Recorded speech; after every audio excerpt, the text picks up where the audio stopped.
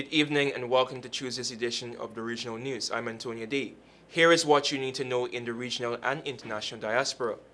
Caribbean community CARICOM foreign ministers say that they are gravely alarmed at the escalating conflict, immense suffering, displacement, tragic loss of life, and dire humanitarian crisis in Sudan. It said that these abusers, including rape and abduction, violate international law, directly oppose the 1993 UN Declaration on the elimination of violence against women, and exacerbate the humanitarian catastrophe. Quoting, "There can be no impunity for these crimes.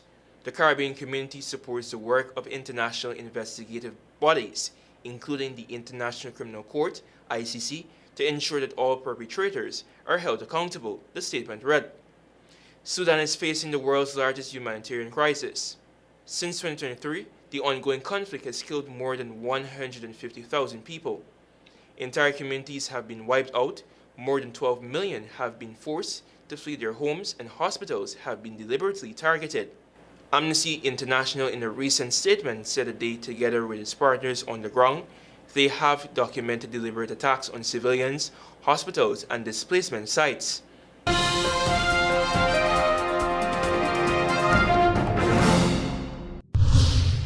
Continuing with news in the Caribbean, the California-based Haitian Bridge Alliance, HBA, has condemned in the strongest possible terms, quote-unquote, a newly issued guidance by the Trump administration instructing consular officers to consider chronic health conditions when determining visa eligibility for Caribbean and other applicants under the public charge rule.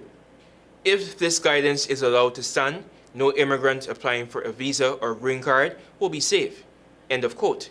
HBA Director Jeremy Joseph told the Caribbean Media Corporation, CMC. Continuing, any illness, no matter how manageable, could become grounds for denial. It is arbitrary, capricious, and fundamentally contrary to the principles of due process, equal protection, and human rights. Joseph said that HBA calls on the United States Congress, the United Nations, the African Union, the Organization of American States, the Caribbean Community CARICOM, the European Union, faith communities, and all human rights defenders to condemn this apartheid-era logic embedded in U.S. refugee policy and to demand a reversal of this determination.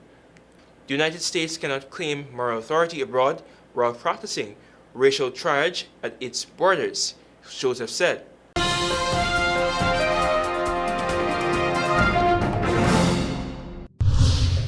And finally, with international news.